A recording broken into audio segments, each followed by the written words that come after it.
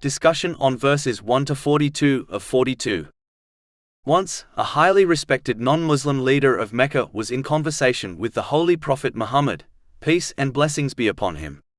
The Holy Prophet, peace and blessings be upon him, aimed to invite him to Islam, knowing that if he accepted, his entire tribe might follow suit. During their discussion, a blind and poor companion, Abdullah ibn Maktum, may Allah be pleased with him, approached the Holy Prophet Muhammad, peace and blessings be upon him, seeking to learn more about Islam. Out of respect for the importance of his conversation with the tribal leader, the Holy Prophet Muhammad, peace and blessings be upon him, temporarily turned away from the companion, hoping that he would understand the situation and return later. At this moment, Allah the Exalted revealed chapter 80, verses 1 to 10. He, the Prophet, frowned and turned away, because there came to him the blind man, interrupting. But what would make you perceive that perhaps he might be purified, or be reminded, and the remembrance would benefit him? As for he who thinks himself without need, to him you give attention, and not upon you is any blame, if he will not be purified. But as for he who came to you striving for knowledge, while he fears Allah, from him you are distracted. This event, as recorded in Imam Ibn Kathir's The Life of the Prophet, Volume 2, page 36, offers a profound lesson about equality, guidance, and the true measure of human worth in the sight of Allah, the Exalted. It emphasizes that in matters of faith and the call of Islam, no person should be given precedence over another based on worldly status, wealth, lineage, or social influence, even when intentions appear noble. The act of accepting Islam is not a favor conferred upon Allah, the Exalted. Rather, it is an opportunity and responsibility granted to humans. Those who choose to reject Islam do not diminish Allah's authority or favor. They simply choose a path whose consequences they will face, just as those who embrace the faith will experience the results of their choice. This reinforces the concept that guidance and accountability are entirely under the knowledge and justice of Allah, the Exalted. Moreover, this incident highlights the fundamental principle that the only true standard distinguishing individuals is the one established by Allah, the Exalted. Chapter 49 Al-Hujurat, verse 13. Indeed, the most noble of you in the sight of Allah is the most righteous of you. Righteousness, in this context, is measured through sincere obedience to Allah, the Exalted, and the correct use of the blessings He has granted. This includes fulfilling moral, spiritual, and social responsibilities, seeking knowledge, and consistently striving to do good while avoiding harm.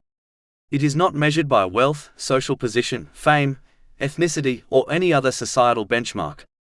Those who sincerely obey Allah and live in accordance with His guidance are truly elevated, regardless of how the world may perceive them.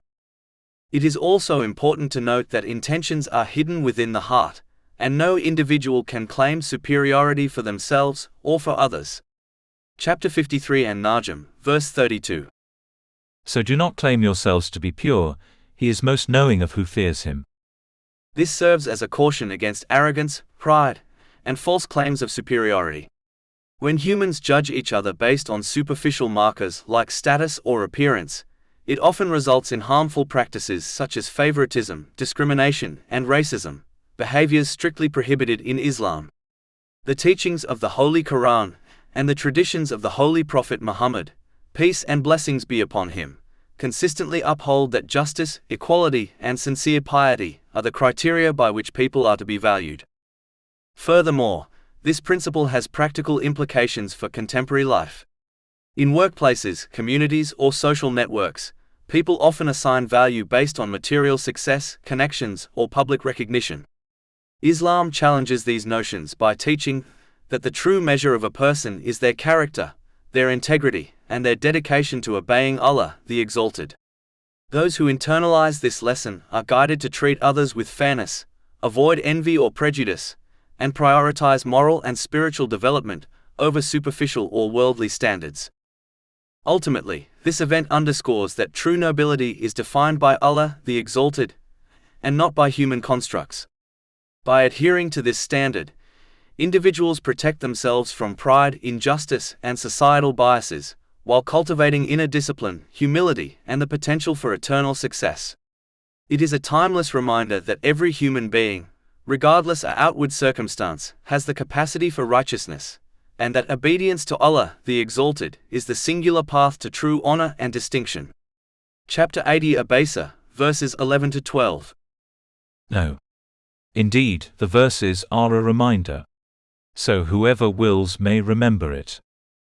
Divine revelation, as highlighted in this verse, functions as a profound reminder for humanity. Islamic teachings are uniquely designed to align with the inherent disposition of human beings, addressing both the physical and mental dimensions of life in a manner that fosters balance and harmony. Any system of conduct that conflicts with this natural disposition feels forced and alien, often producing internal tension, stress, and a sense of unease. Following such artificial frameworks can lead to physical fatigue, emotional distress, and confusion about one's purpose, as the system is fundamentally misaligned with human nature. In contrast, Islamic teachings resonate naturally with the human heart and mind. Because they are divinely designed, they nurture stability, clarity, and a sense of fulfillment.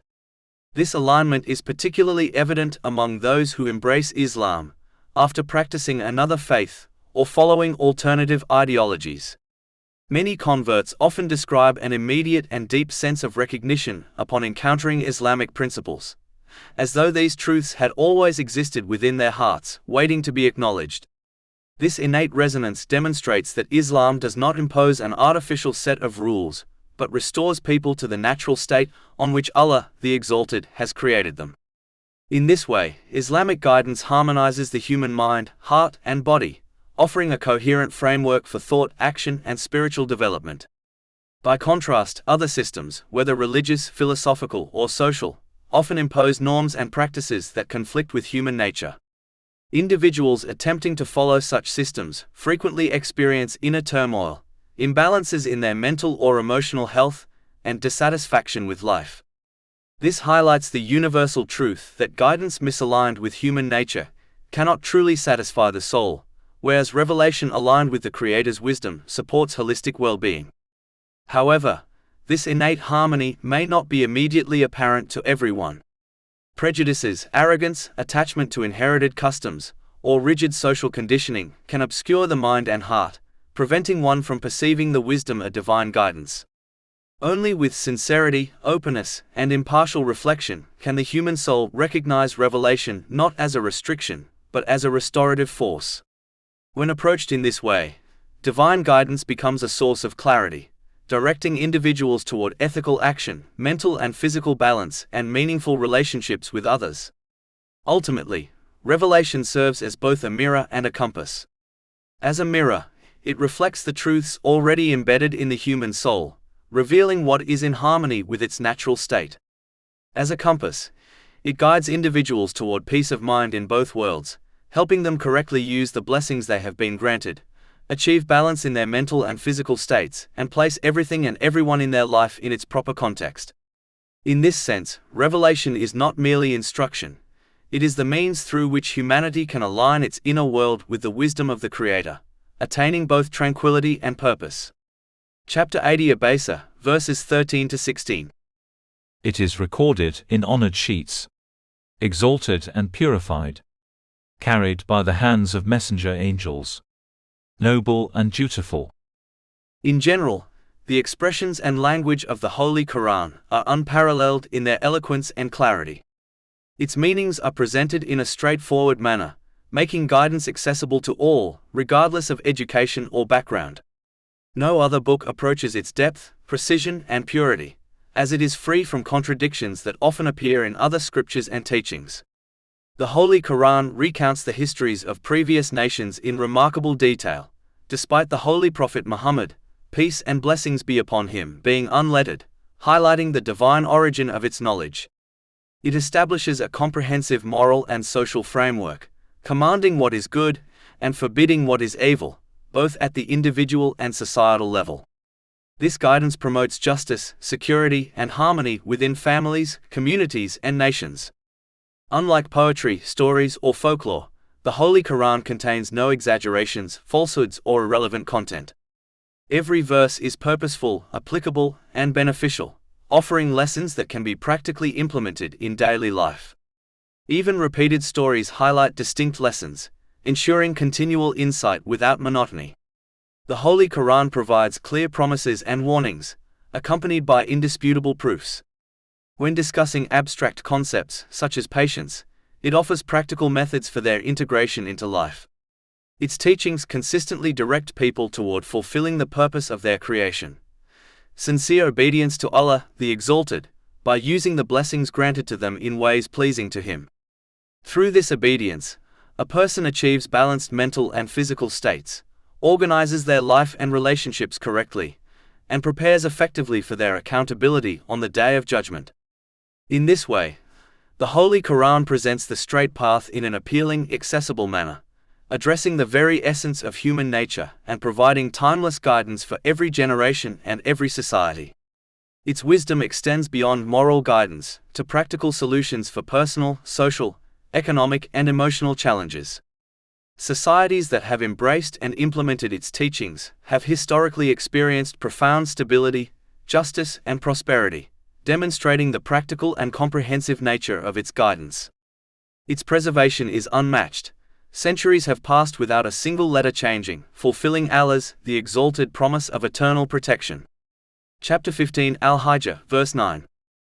Indeed, it is we who sent down the message, i.e., the Quran, and indeed we will be its guardian. The Holy Quran addresses the root causes of societal and personal problems, offering remedies that automatically correct the many secondary issues that arise from them. By targeting foundational principles, it ensures that individuals and societies can achieve true success in both worlds. Chapter 16 An-Nahl, verse 89. And we have sent down to you the book as clarification for all things. This comprehensive and timeless guidance is the greatest miracle granted to the final Holy Prophet Muhammad, peace and blessings be upon him. Yet, its benefits are only realized by those who sincerely seek and act upon its teachings. Those who approach it selectively, following only what aligns with personal desires, risk losing its blessings in both this life and the hereafter. Chapter 17 Al-Isra, verse 82. And we send down of the Quran that which is healing and mercy for the believers, but it does not increase the wrongdoers except in loss. As obeying Allah, the Exalted, frequently contradicts worldly desires and personal ambitions, many people persist in ingratitude by disobeying Him. Chapter 80 Abasa, verse 17. May the human be destroyed, how ungrateful is he. To guide people toward gratitude for their own benefit, Allah, the Exalted, reminds them that He alone possesses full authority over their creation, life, death, and eventual resurrection. Chapter 80 Abasa, verses 18 to 19. From what substance did He create him? From a sperm drop He created him and determined for him. Reflecting on the human body with sincerity and openness, reveals the immense wisdom and precision behind its creation. The intricate arrangement of organs, bones, senses, and bodily systems demonstrates that such complexity could not arise without deliberate knowledge, power, and intention. If even a simple structure or object requires careful design and continuous maintenance, it is far more evident that the human being, with their extraordinary physical, mental, and emotional systems, requires a creator and sustainer to exist and function.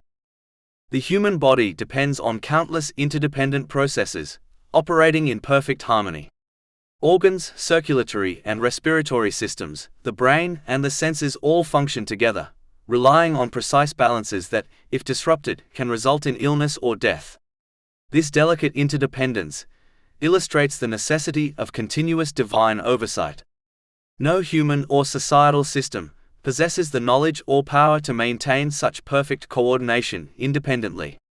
Understanding this should inspire humility, awareness, and gratitude toward Allah, the Exalted, and encourage people to use the blessings of life wisely, in accordance with divine guidance, to achieve balance, health, and peace of mind in both worlds. Chapter 80 Abasa, verse 20. Then He eased the way for him. Furthermore, reflecting on creation highlights a broader principle. The recognition a divine order naturally directs a person toward responsible living, ethical behavior, and spiritual growth. Gratitude is not merely a passive acknowledgement but an active response, aligning one's actions, intentions, and use of blessings with the will of Allah, the Exalted.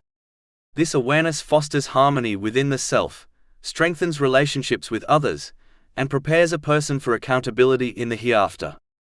The intricate design of human creation, therefore, serves not only as evidence of Allah's supreme knowledge and power, but also as a call to live intentionally, mindfully, and gratefully in every aspect of life.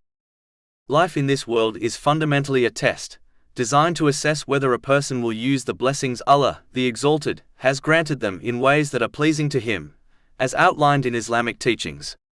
This test is temporary, and will inevitably come to an end. Chapter 80 Abasa, verse 21. Then he causes his death. Death is certain for every person, though its timing remains unknown. A person who believes in the hereafter should therefore prioritize preparing for it, over investing excessive energy in matters that may never occur, such as marriage, children, or retirement plans. It is perplexing that many who affirm the world's temporary nature and the permanence of the hereafter behave in exactly the opposite way, placing worldly matters above spiritual preparation. Regardless of one's choices, every individual will be judged solely on their deeds, making it essential to act before it is too late. The mindset of preparing later only leads to perpetual delay, leaving a person unprepared at the moment of death, burdened with regrets that cannot be remedied. The critical point is not merely that death is inevitable, but that one must act now to be fully ready for it. True preparation is achieved only by following the teachings of Islam, fulfilling the commands of Allah, the Exalted, avoiding His prohibitions, and facing life's challenges with patience in accordance with the traditions of the Holy Prophet Muhammad, peace and blessings be upon him. This ensures that a person uses their blessings correctly, attains balance, and aligns their life with the divine purpose. Prioritizing preparation for the hereafter over uncertain worldly matters is the only way to achieve meaningful readiness. One must not be deceived by the temporary leniencies and second chances often experienced in this world, mistakenly assuming the same will apply to death. When death arrives, no opportunity for postponement exists. It is essential to recognize that a life spent in heedlessness will result in dying in the same state. A person who dies heedless will be resurrected in that same state, unlikely to attain success on Judgment Day, as indicated in a hadith found in Sahih Muslim, number 7232. Ultimately, this reality underscores the urgency of sincere action and self-accountability. By prioritizing the hereafter, a person ensures that their life is meaningful, their use of blessings is purposeful, and they are spiritually prepared for the inevitable transition from this temporary world to the eternal one. Chapter 80 Abasa, verse 21. Then he causes his death and provides a grave for him. Every human being will inevitably face the stage of the grave, a reality emphasized repeatedly in the Holy Quran and in the hadiths of the Holy Prophet Muhammad, peace and blessings be upon him. This stage is unavoidable, and the condition of the grave, whether it is a place of light or darkness, does not depend on the grave itself, but on the deeds a person has performed in their life. Good deeds illuminate the grave and bring mercy, while sins and heedlessness lead to darkness and punishment. Consequently, the only reliable way to prepare for this stage is by obeying Allah, the Exalted, which entails fulfilling His commands, refraining from His prohibitions, and facing life's challenges with patience according to the guidance of the Holy Prophet Muhammad, peace and blessings be upon him. This ensures that a person uses the blessings they have been granted in ways that are pleasing to Allah, the Exalted, and lays the foundation for a favorable outcome in the grave. People frequently visit cemeteries to bury relatives and friends, yet few truly reflect that one day their own turn will inevitably arrive. Most people invest the majority of their effort into pleasing family members and acquiring wealth, often at the expense of preparing for the hereafter. A hadith found in Jami at Tirmidhi, number 2379, warns that family and wealth, though highly valued in this world, will abandon a person at their grave. Only one's deeds will accompany them. This underscores the importance of prioritizing righteous deeds over worldly attachments, without neglecting necessary responsibilities. Prioritizing righteous deeds does not mean abandoning family or worldly obligations. Rather, it means fulfilling one's responsibilities to family in accordance with Islamic teachings while ensuring that worldly pursuits, including wealth, are limited to what is necessary for achieving those duties. When this balance is achieved, even the acquisition of worldly goods becomes a form of righteous deed. This is confirmed in a hadith found in Sahih Bukhari, number 4006. Failing to balance duties to Allah, the Exalted, with worldly responsibilities, can lead to grave consequences. Overemphasis on family or wealth, at the expense of obedience to Allah, results in misuse of the blessings granted to a person, leaving their grave isolated, dark, and devoid of mercy. Preparing for the grave through righteous deeds ensures not only spiritual security, but also peace of mind in this life, as one's priorities remain aligned with the ultimate purpose of human existence. This principle underscores that the true purpose of life extends far beyond merely pursuing worldly achievements or accumulating temporal gains.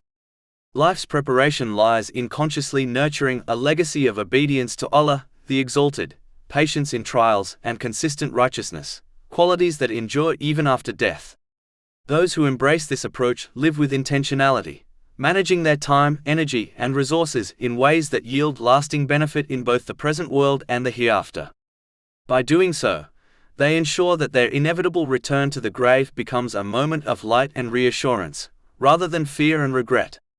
Furthermore, this mindful preparation equips them to face the day of judgment with tranquility, for when all humanity is resurrected and held accountable, those who acted with foresight and piety will encounter comfort, ease, and reward, having aligned their lives with the guidance of Allah, the Exalted.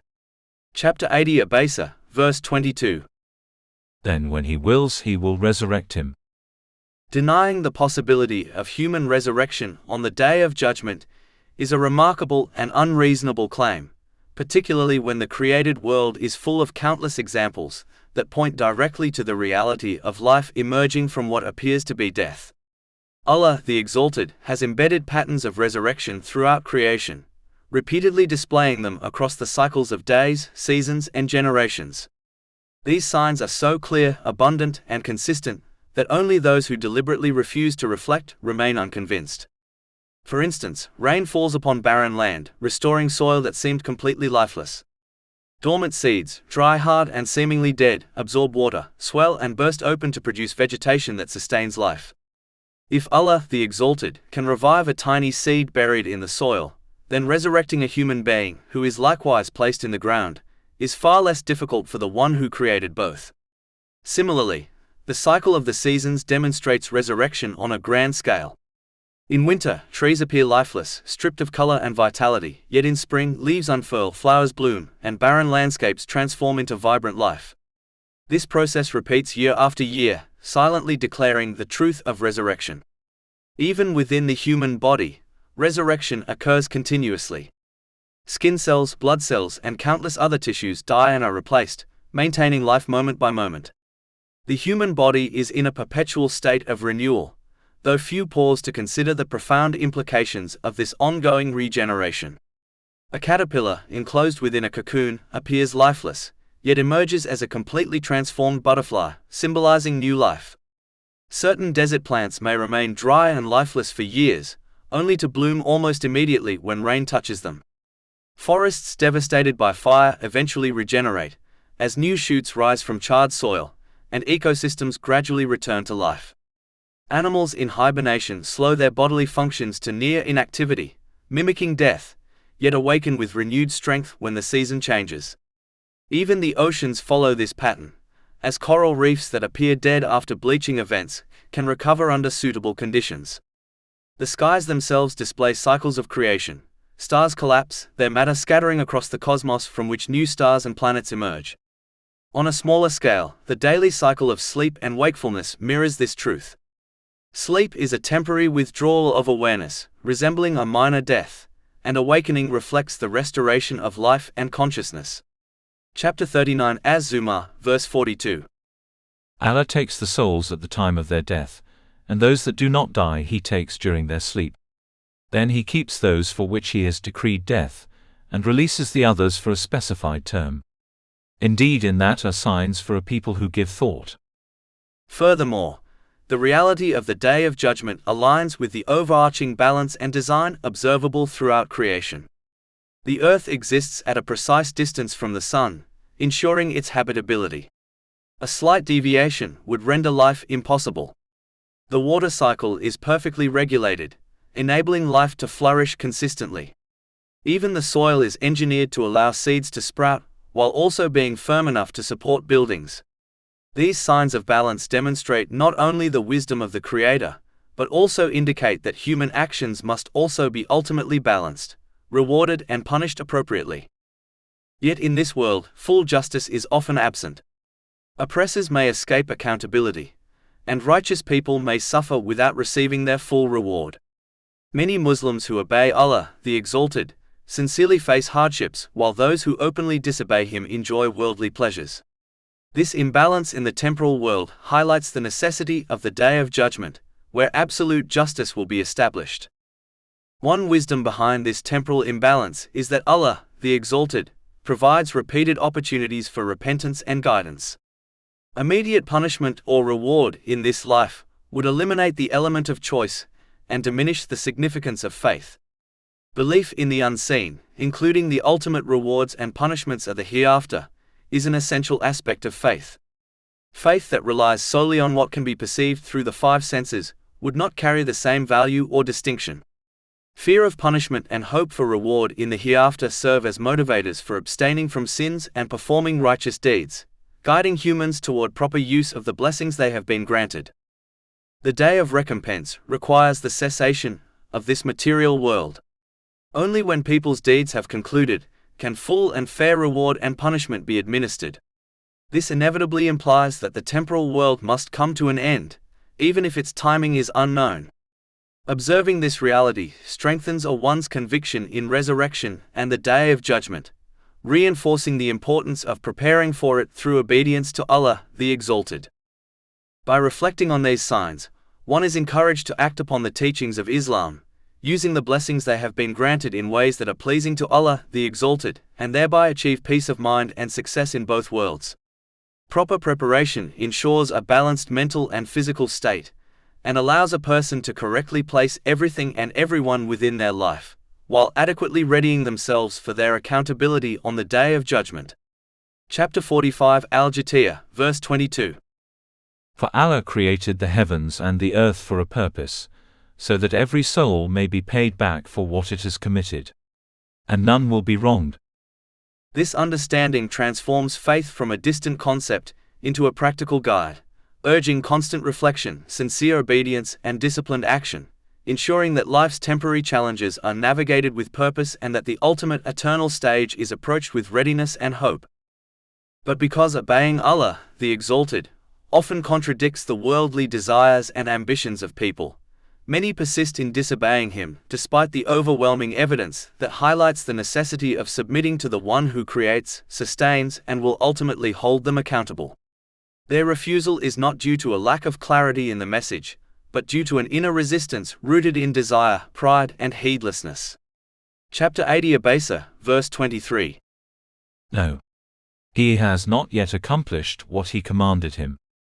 This verse captures the reality of those who continually delay obedience, convincing themselves that there will always be time later to fulfill the commands of Allah, the Exalted.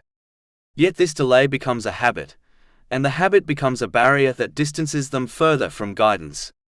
If a person persists in this attitude, they inevitably fall into an unbalanced mental and physical state. Their inner world becomes chaotic, and they misplace everything and everyone within their life. Their priorities become distorted, their relationships become strained, and their blessings become burdens. As a result, every aspect of their life, family, friendships, career, wealth, and even leisure, turns into a source of stress and agitation. When they continue to disobey Allah, the Exalted, they begin to blame the wrong things and the wrong people for their distress.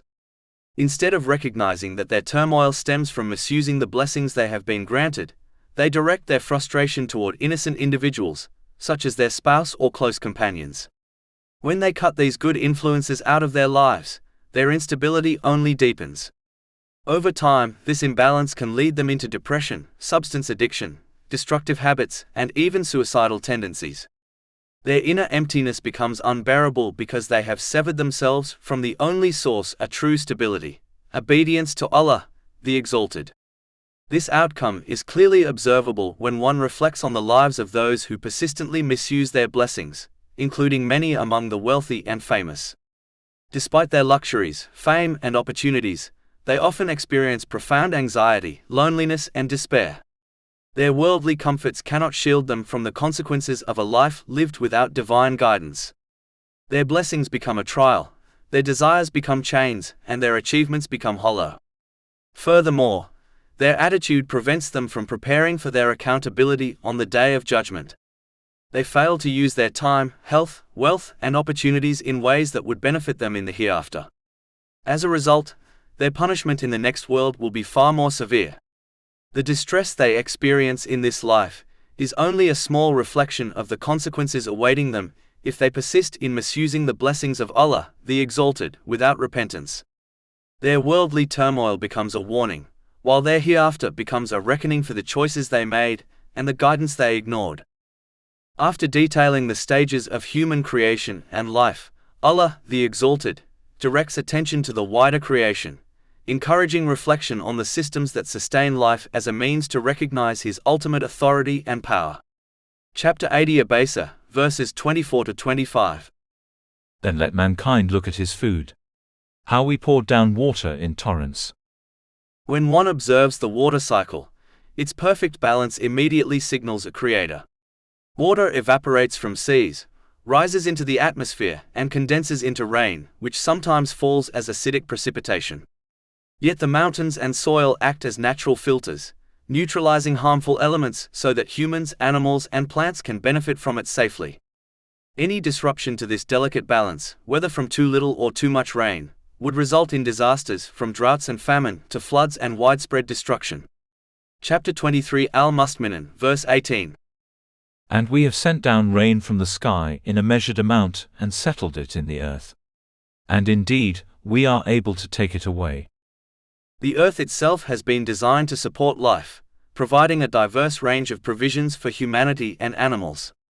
Seeds that appear lifeless can spring to life when nourished by water, producing grains, fruits, and vegetation, an extraordinary process entirely beyond human control despite advancements in agriculture. This clearly reflects the knowledge, power, and intention of Allah, the Exalted, as He manages all aspects of creation with perfect wisdom. Chapter 80 Abasa, verses 26 to 32. Then we broke open the earth splitting, and caused to grow within it grain, and grapes and herbage, and olive and palm trees, and gardens of dense shrubbery, and fruit and grass, as enjoyment for you and your grazing livestock. Reflecting on these signs encourages a deeper understanding that obedience to Allah, the Exalted, is not only logical but necessary. His wisdom permeates every aspect of life, from the microscopic mechanisms within seeds to the grand cycles of rain and vegetation, demonstrating that the one who sustains all creation deserves full trust, gratitude, and obedience. This reflection cultivates humility, gratitude, and mindfulness, reminding people that their survival, well-being, and success in both worlds are entirely dependent upon using the blessings they have been granted in ways that please Allah, the Exalted. The balanced and interdependent systems of creation serve as continuous, tangible evidence of His mastery, guiding people toward the recognition that every action and decision in their lives should align with His commands, thereby ensuring harmony, prosperity, and preparedness for the Day of Judgment. Chapter 80 Abasa, verse 33. But when there comes the deafening blast. The essential point to understand is that the final call, the call that signals resurrection and the beginning of the Last Judgment, is a summons that no one can refuse or escape. Every person will respond to it, willingly or unwillingly, and it will lead directly to their resurrection and final accountability. Since this call is inevitable and unavoidable, it is only rational that a person responds to the call of Allah, the Exalted, delivered through the Holy Prophet Muhammad, peace and blessings be upon him, while they still possess the ability to choose. This response must take the form of sincere obedience, fulfilling the commands of Allah, the Exalted, refraining from His prohibitions, and facing destiny with patience in accordance with the traditions of the Holy Prophet Muhammad, peace and blessings be upon him. Through this obedience, a person ensures that the blessings they have been granted are used in ways pleasing to Allah, the Exalted. Chapter 8 and Anfal, verse 24. O you who have believed, Respond to Allah and to the Messenger when he calls you to that which gives you life. Whoever responds to this divine call in this world will find the final call easy to endure and respond to. Their heart will be prepared, their mind will be steady, and their soul will be at peace. They will recognize the trumpet blast as the fulfillment of what they lived for, not as a sudden terror that catches them unprepared. In contrast, the one who lives heedless of the call of Allah, the Exalted, by misusing the blessings they have been granted, will not find peace in this world nor ease when the trumpet is finally blown. Their life of heedlessness will make the final call unbearably heavy, for they will be forced to respond to it without having prepared for what follows. A person can only ignore the call of Allah, the Exalted, for a limited time. The final call will come, sooner or later, and no one will be able to avoid or ignore it. Since this event is certain, it is only sensible that a person responds to the divine call now, today, instead of living in heedlessness. If a person hears the trumpet blast while in a state of negligence, no action, regret, or plea will benefit them. At that moment, the opportunity to obey, repent, or change will have ended. What follows for such a person will be even more terrifying, for they will face the consequences of a lifetime spent ignoring the guidance of Allah, the Exalted, and misusing the blessings He entrusted to them. Their heedlessness in this world will become their regret in the next, and their refusal to respond to the call of guidance will become the very cause of their distress on the Day of Judgment. Allah, the Exalted, issues a clear warning against seeking to please others, even close relatives, through disobedience to Him. Such actions, though motivated by affection or loyalty, ultimately bring harm in both this world and the next. In this life, a person who prioritizes pleasing others in sinful or disobedient ways will experience imbalance in their mental and physical state. They may misplace priorities, confuse their responsibilities, and fail to properly prepare for their accountability on the Day of Judgment. The very people they sought to appease may, on the Day of Judgment, abandon them entirely, focused solely on their own fate. Chapter Abasa, verses 34-37. On the day a man will flee from his brother, and his mother and his father, and his wife and his children. For every man that day will be a matter adequate for him. This demonstrates that misplaced loyalty, when it leads to disobedience, cannot shield anyone from the consequences of their actions. Islam does not teach the abandonment of relatives. On the contrary, upholding the ties of kinship is highly valued. However, it emphasizes balance. Fulfilling the rights of others must not compromise the duties owed to Allah, the Exalted, as prescribed in the Holy Quran and the traditions of the Holy Prophet Muhammad, peace and blessings be upon him. Sadly, some individuals go too far in serving their relatives' desires, even pursuing unlawful means or committing sins, under the pretext of loyalty. Such behavior reflects a misuse of the blessings Allah, the Exalted, has granted, diverting the individual from true success. A Muslim should instead guide and support relatives toward what is good, while refraining from endorsing or facilitating actions that lead to disobedience, as obedience to creation is never valid if it contradicts the obedience owed to Allah, the Exalted. Chapter 5 Al-Ma'idah, verse 2. And cooperate in righteousness and piety, but do not cooperate in sin and aggression. The consequences of misplacing priorities are not limited to relatives. They extend to friendships and other relationships.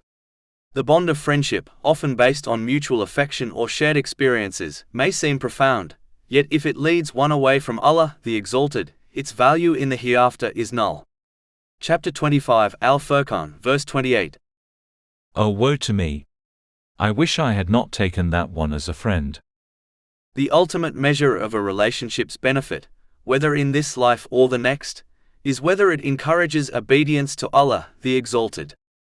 True support between people occurs when they assist each other in prioritizing what pleases Allah, using the blessings they have been granted correctly, as outlined in the Holy Quran and the traditions of the Holy Prophet Muhammad, peace and blessings be upon him. Only through this alignment of priorities can relationships foster lasting peace, success, and benefit in both worlds. This understanding encourages one to balance love, loyalty, and compassion for others with the unwavering commitment to fulfilling divine duties, ensuring that both personal and communal life remain aligned with the ultimate purpose of creation. Chapter 43 Az Zukhruf, verse 67.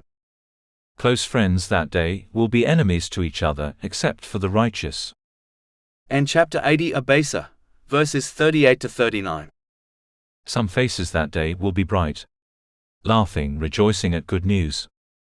Whereas, the person who allows their relationships, social pressures, or worldly desires to dictate their behavior will inevitably misuse the blessings Allah, the Exalted, has granted them. They will misplace everyone and everything within their life, leading to disorder in their priorities, inner conflict, and mental and physical stress. This misalignment affects both their worldly experience and their standing in the hereafter. Chapter 80 Abasa, verses 40 to 42. And other faces that day will have upon them dust. Darkness will cover them. Those are the disbelievers, the wicked ones. The warning of the last verse underscores the danger of persisting in disobedience to Allah, the Exalted, even while verbally professing belief. In this life, a person may be recognized as a Muslim according to their declaration of faith, but on the Day of Judgment, each individual will be assessed by Allah, the Exalted, based on their inward reality, the state of the heart, and the sincerity of their intentions. A person who verbally affirms faith, yet neglects to align their actions with it, risks being considered a disbeliever in the hereafter, regardless of legal or social recognition in this world. Furthermore, failing to uphold the actions that validate one's faith places the individual in grave danger of spiritual decline. Faith is like a delicate flame. It requires consistent nourishment through obedience, reflection, and righteous deeds. Just as a fire deprived of fuel will diminish and eventually extinguish, faith weakens when it is neglected, leaving the individual spiritually vulnerable. Neglecting this inner cultivation not only diminishes the light that guides a person in life, but also risks total loss of faith before death, a loss that is far more consequential than any material setback. Thus, it is imperative for a Muslim to actively maintain and strengthen their faith through constant adherence to the teachings of Islam. This includes fulfilling commands, refraining from prohibitions, seeking knowledge, and prioritizing actions that align with the pleasure of Allah, the Exalted. Only by doing so can one safeguard the heart, preserve the light of faith, and ensure that both worldly life and the hereafter are approached with clarity, balance, and peace of mind. Faith is not a static declaration. It is a living, dynamic force that must be nurtured daily. Its strength determines how a person navigates challenges, relationships, and the temptations of the world, ultimately shaping their preparedness for accountability on the Day of Judgment. To conclude, a person must accept and act upon Islamic teachings for their own benefit, even when these teachings contradict their personal desires.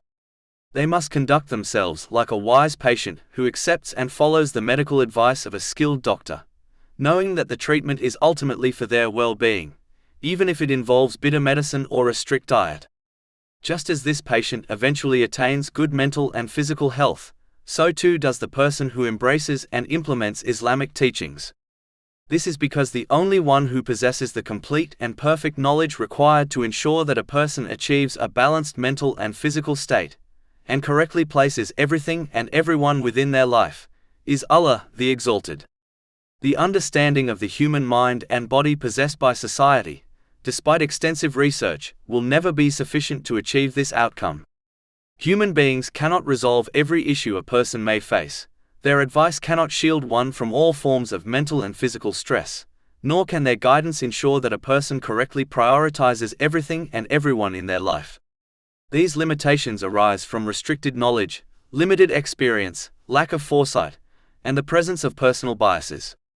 Allah, the Exalted, alone possesses perfect knowledge, and He has granted humanity access to this knowledge through the Holy Quran and the traditions of the Holy Prophet Muhammad, peace and blessings be upon him. This truth becomes evident when one observes the difference between those who use their blessings according to Islamic teachings, and those who do not.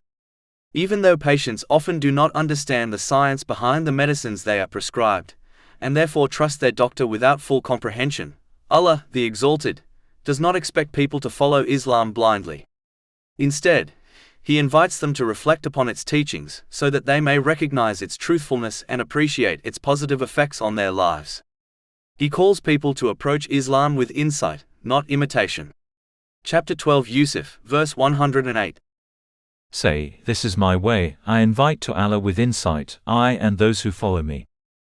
In addition, as Allah the Exalted alone controls the spiritual hearts of people, the true abode of peace of mind, He alone determines who attains tranquility and who does not.